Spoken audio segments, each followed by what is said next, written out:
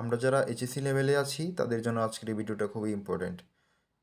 আমরা অনেকেই এইচএসসি লেভেলে ফ্লো চার্ট করে থাকি। এটা খুবই ইম্পর্ট্যান্ট, একটি সহজ একটি অংশ। এই অংশের নাম্বার তোলা খুবই সহজ। তো এখানে কিছু বিষয়ও মাথায় রাখা উচিত, যেমন হচ্ছে আইএনজি বসানো, বানানে একটি ছোট্ট সতর্কতা, ঠিক আছে? আইএনজি আমরা কোন ভার্বে কীভাবে বসাবো সেটা জানা খুবই জরুরি, কারণ অনেক ক্ষেত্রে ছোটোখাটো বিষয়ে ভুল হলেও নাম্বার কাটা যায়।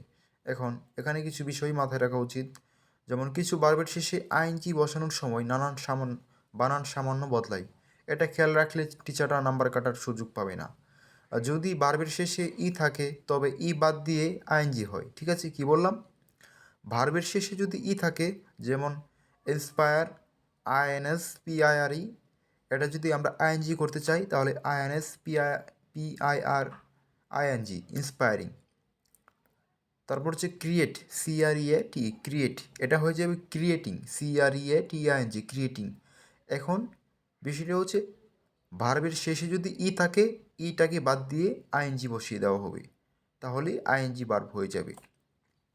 আর যদি ছোট শব্দ হয়, যেমন এবং শেষে একটা কনসোনেন্ট থাকে, তবে এটা ডাবল হয়ে যায়, যেমন put, putting, P U T, put, P U T আনজি, পুটিং।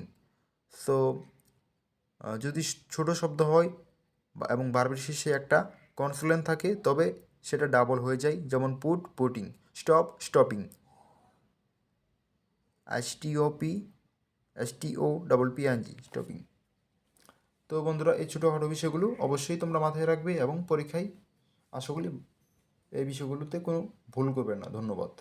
তোমাদের সময় আরও ভালো কাটুক এবং পরীক্ষায় ভালো রেজাল্ট, এটাই কামনা করি। আসসালামু আলাইকুম।